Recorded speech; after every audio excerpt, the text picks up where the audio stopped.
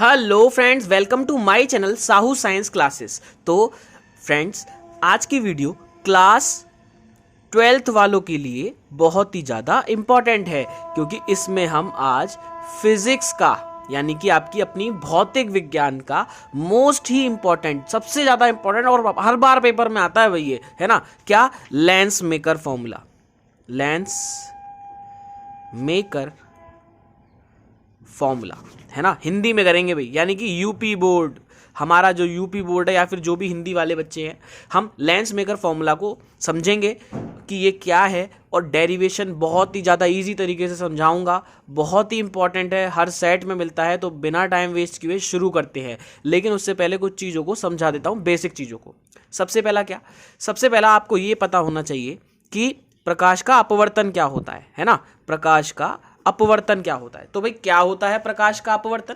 प्रकाश का अपवर्तन ये कहता है कि जब कोई प्रकाश की किरण है ना किसी पृष्ठ पर आपतित होती है, या फिर किसी कांच की सतह पर, बोल सकते हैं ना, कांच पर आपतित हो रही है, तो क्या होता है कि वह, अगर यहाँ पर एक हम अभिलंब डाल दें, है ना, यहाँ पर क्या डाल दें भाई, सबने पढ़ा होगा, यहाँ पर अभिलंब डाल दें, तो वह अपने मार्ग से विचलित हो जाती है, अपवर्तित तो होगी, यानी कि इधर जाना तो इसको ऐसे चाहिए था, या तो ये इधर की अभिलंब की तरफ मुड़ जाती है, या फिर ये इधर मुड़ जाती है ना, पृष्ठ की तरफ मुड़ जाती है, ठीक है, अभिलंब से दूर हट जाती है। तो हमने ये दो चीजें पढ़ी है भाई, ठीक है। तो अब इसमें ये चीज समझनी है आपको कि जब विरल से सघन में जाती है ना, एक वीडियो है मेरी विरल से सघन वाली, उसको देख लीजिएगा, नहीं समझ में आए तो, कि विरल से सघन है ना, जो सघन होता है वो हार्ड होता है और जो विरल होता है वो हल्का होता है। तो विरल से सघन में यदि कोई प्रकाश की किरण जाती है तो वह अभिलंब की ओर झुक जाती है, अभिलंब की ओर क्या हो जाती है? झुक जाती है, और सघन से विरल में जाती है तो अभिलंब से दूर हट जाती है। बस इतना कंसेप्ट आपको ये वाली चीज में समझना है।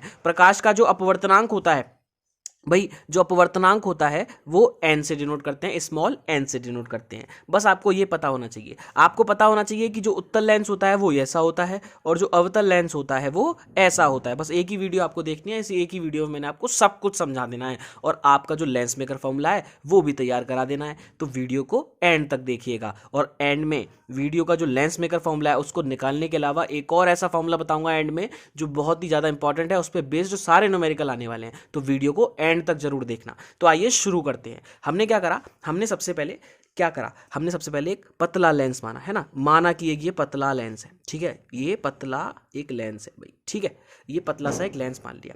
और जब लेंस है तो इसकी प्रिंसिपल एक्सिस मुख्य अक्ष भी होती है भाई, ये इसकी प्रिंसिपल एक्सिस हो गई। अब इसके पास दो सरफेस है, एक P1 है, एक P2 है। तो ये वाला हमने मान लिया P1, और ये वाला हमने मान लिया क्या? P2 मान लिया। आगे मेरी बात, ये वाला P1 है और ये वाला सरफेस क्या है? P2 है। और इस लेंस की जो मोटाई है वो लगभग हमने मान ली कि ये स्मॉल t है, और ये जो t है लगभग 0 के बराबर होती है, क्योंकि लेंस बहुत पतला है। आगे मेरी बात समझ में? देखो बहुत ही ईजी है। थ्योरी अगर आपको चाहिए तो PDF में डिस्क्रिप्शन में दे दूंगा। थ्योरी कुछ नहीं लिखना होता, बस लेंस जो आप करते जा रहे हो, वही आप जो डायग्राम बनाते जा रहे हो उसी की थ्योरी लिखनी होती है ना। अब समझना मेरी बात को, यहाँ पर हम क्या रखते हैं? एक ऑब्जेक्ट रखते हैं। यहाँ पर हम क्या रखते हैं? एक ऑब्जेक्ट रखते हैं। अब समझना है आपको ध्यान से कि इस ऑब्जेक्ट से एक किरण गई इधर, है ना, इसके पृष्ठ पर, एक किरण गई इसके पृष्ठ पर, इस पदार्थ की या वस्तु की जो भी रखा है, और एक किरण गई ऐसे, और प्रिंसिपल एक्सिस से जाएगी तो प्रिंसिपल एक्सिस से होकर सीधे निकल जाएगी। और जब ऐसे जाएगी तो आप देखेंगे बाहर का जो अपवर्तनांक है वो कितना है? n1 है, और जो अंदर का अपवर्तनांक है, कांच का अपवर्तनांक है, वो कितना है? n2 है ना, अंदर का अपवर्तनांक n2 और बाहर का n1, ठीक है। अब भाई यहाँ पर हमें क्या डालना है? लंब डालना है, अभिलंब डालना है। मैंने आपको बताया था किसकी नॉर्मल की जरूरत होती है, अभिलंब की जरूरत होती है। तो अभिलंब कैसे डालें? देखो आपको पता है ये वाली चीज कि ये वाला जो लेंस का भाग है, ये वाला किसी गोल से ऐसे करके किसी सर्कल से मिलकर बना होगा, उसका सेंटर कहाँ पे आएगा? यहाँ पर आएगा। तो हम कह सकते हैं रेडियस जो नॉर्मल डालते हैं वो हमेशा कहाँ से डालते हैं? यहाँ से डालते हैं, सेंटर से।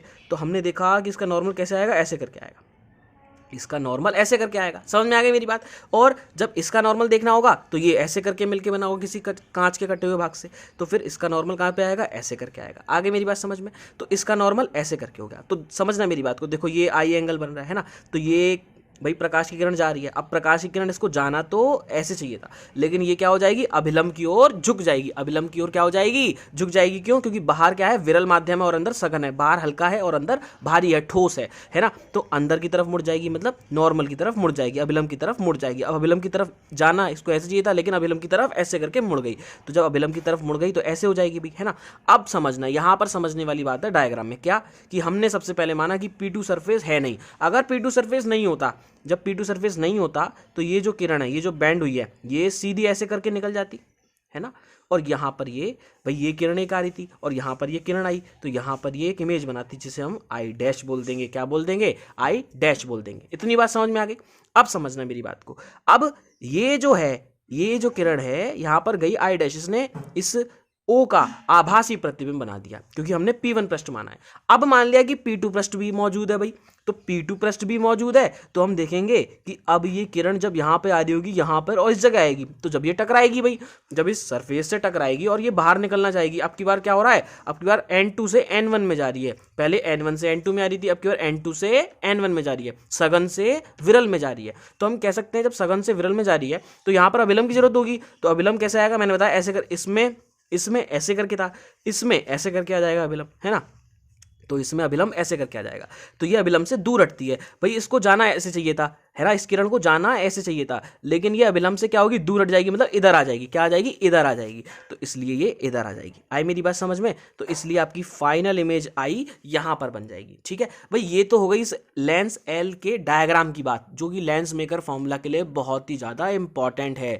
तो इसके बाद समझते हैं हम डेरिवेशन को, कि डेरिवेशन में हमें करना क्या है। बहुत ईजी है, कुछ भी नहीं है, इस दो पृष्ठों के लेकर आपको करना है। तो देखो भाई, सबसे पहले आपने देखा कि ये P1 पृष्ठ के लिए, सबसे पहले P1 पृष्ठ के लिए, क्योंकि अगर आपने दोनों पृष्ठ वाले, है ना, गोलीय पृष्ठ के लिए अपवर्तन के सूत्र वाले फॉर्मूले नहीं पढ़े, डेरिवेशन नहीं पढ़े हैं, तो मैं उसकी वीडियो जल्दी बना दूंगा, है ना, उसको भी देख लेना। तो देखो भाई, पृष्ठ के लिए, गोलीय अपवर्तन के पृष्ठ के लिए या उत्तल पृष्ठ के लिए फॉर्मूला क्या होता है? फॉर्मूला होता है N2 upon V minus N1 upon U is equals to N2 minus N1 upon R। ये फॉर्मूला होता है भाई, जहां पर N1 क्या होता है, जहां से आ रही है, N2 क्या होता है, जहां पर जा रही है, V क्या होती है, प्रतिबिंब की दूरी वस्तु लेंस से, और ये लेंस से वस्तु की दूरी होती है, और R तो भाई वक्रता त्रिज्या होती है। ये तो आपको पता है ना भाई। तो अब समझो मेरी बात को भाई, ये डायग्राम है हमारा, है ना, तो इसमें हमने देखा लेंस में देखो P1 से ये दूरी कितनी है, इस वस्तु की U है ना, P1 से दूरी कितनी है, U। और इधर देखेंगे भाई, यहाँ पर ये जो इमेज बन रही है ये P1 के कारण बन रही है, ये वाली, तो P1 के कारण बन रही है, तो ये वाली इमेज ये वाली दूरी कितनी हो जाएगी, हमने मान ली V डैश हो गई, ये वाली दूरी कितनी हो गई, V डैश हो गई। आई मेरी बात समझ में? अब उसके बाद देखना, यहाँ पर एक कंसेप्ट है, ध्यान से समझना, क्या कि ये जो आई डैश है भाई, ये जो आई है, ये वाली जो फाइनल इमेज बनी है, इसने देखा कि ये कहाँ से बन रही है, किसके द्वारा बन रही है, ये जो हमारा प्रतिबिंब बना रही है, फाइनल प्रतिबिंब बना रही है, इसको देखा कि ये किरण कहाँ से आ रही है, किरण यहाँ से आ रही है।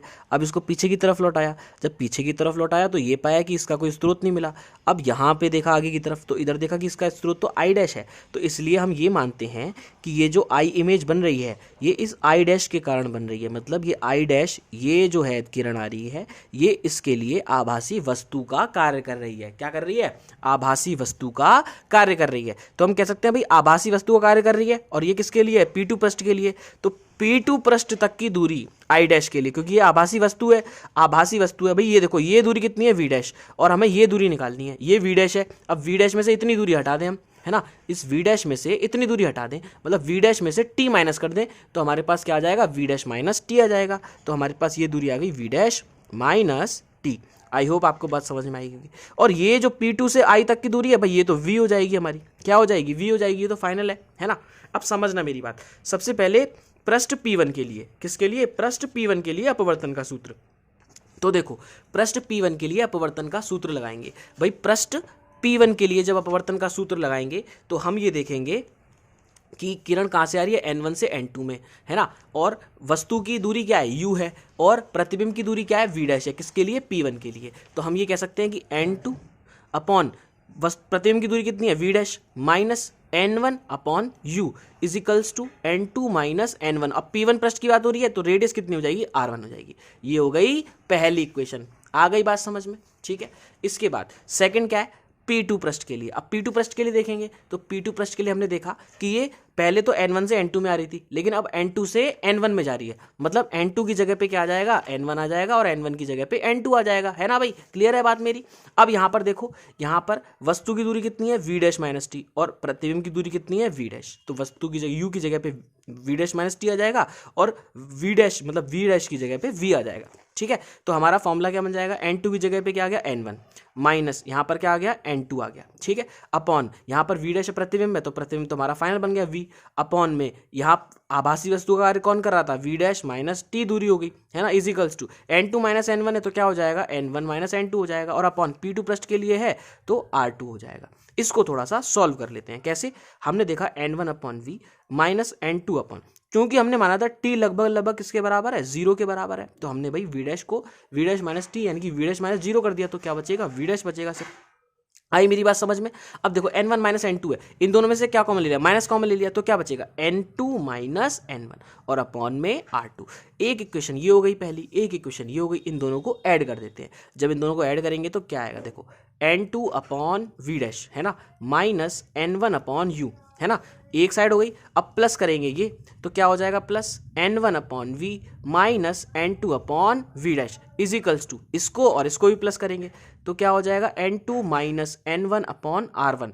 अब प्लस करेंगे लेकिन यहाँ माइनस है तो माइनस हो जाएगा, N2 माइनस N1 और अपॉन में R2। आ गई मेरी बात समझ में। अब देखो N2 अपॉन V डैश और minus N2 upon V dash, ये दोनों एक दूसरे को कैंसिल कर देंगे, क्या बचेगा, N1 अपॉन V और माइनस N1 अपॉन U, तो N1 upon V minus N1 upon U equals to, यहाँ पर इन दोनों में से क्या कॉमन है भाई, N2 माइनस N1 कॉमन है, क्या बचा ब्रैकेट में, 1 upon R1 minus 1 upon R2, है ना, क्लियर है ये वाली बात। अब देखो ध्यान से, इन दोनों में से क्या कॉमन है, N1 कॉमन है, तो जब N1 कॉमन है तो क्या बचेगा, 1 upon V minus 1 upon U equals to N2 minus N1 और 1 upon R1 minus 1 upon R2, clear है ये वाली बात। अब N1 मल्टीप्लाई में इधर जाएगा तो डिवाइड में, ठीक है, तो 1 upon V minus 1 upon U equals to क्या हो जाएगा, N2 upon N1 minus N1 upon N1, है ना भाई, दे दिया, और यहाँ पर तो ये चल ही रहा था 1 upon R1 minus 1 upon R2, N1 से N1 1 टाइम कट जाएगा और N2 अपॉन N1। अब ध्यान रखना N2 अपॉन N1 क्या होता है भाई, N2 अपॉन N1 क्या होता है, N होता है सिंपल अपवर्तनांक, तो यहाँ पर क्या बचेगा, 1 upon V minus 1 upon U is equals to N minus 1 और 1 upon R1 minus 1 upon R2। इतना समझ में आ गया आपको। आइए इसके आगे का समझाता हूँ, बहुत ही जल्द खत्म होने वाला है। देखो कैसे, ध्यान से समझना मेरी बात को। क्या कि हमने माना कि जो हमारा जो फॉर्मूला आया था, एक बार दोबारा लिख लेते हैं उसको, 1 upon V minus 1 upon U is equals to N minus 1 और 1 upon R1 minus 1 upon R2, ये निकल के आया हमारा, है ना। अब हमने माना क्या कि यदि वस्तु अनंत पर है, जब वस्तु अनंत पर है तो U इज इक्वल्स टू क्या हो जाएगा, इनफाइनाइट। और आप एक हमेशा याद रखेंगे ये बात कि यदि वस्तु अनंत पे होती है तो प्रतिबिंब हमेशा फोकस पे बनता है। कहाँ पर, फोकस पे बनता है, द्वितीय फोकस पर। तो यहाँ पर क्या हो जाएगा, ये F हो जाएगा, है ना, F हो जाएगा। तो क्या हो गया हमारा, 1 अपॉन U की जगह पे इन्फिनिटी, तो 1 अपॉन V की जगह पे F, 1 अपॉन F हो गया, minus 1 upon infinity is equals to N minus 1 और 1 upon R1 minus 1 upon R2। 1 upon infinity क्या होता है, 0, तो 1 upon F is equals to हो गया N minus 1 1 upon R1 minus 1 upon R2, है ना भाई। इस पे बेस्ड न्यूमेरिकल और डेरिवेशन ये वाला पक्का आता है पेपर में।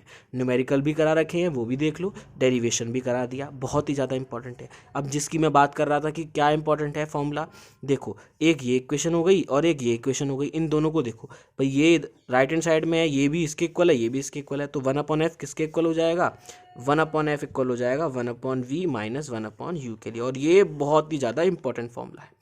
तो आई होप आपको ये डेरिवेशन समझ में आया हो। अगर आपको इसकी थ्योरी चाहिए, भाई थ्योरी बहुत ही इजी है वैसे तो, लेकिन अगर फिर भी आपको इसकी थ्योरी का PDF चाहिए तो मैं आपको डिस्क्रिप्शन में दे सकता हूँ, ठीक है। तो अगर आप चैनल पे नए हैं तो चैनल को सब्सक्राइब कीजिए। आपके 16 तारीख से बोर्ड के एग्ज़ाम है, तो अपनी तैयारी में जुट जाइए और बने रहिए हमारे चैनल पर। आपको अच्छी अच्छी वीडियोस इंपॉर्टेंट टॉपिक्स की मिलती रहेंगी। सो मिलते हैं बहुत जल्द नेक्स्ट वीडियो में। Good bye guys.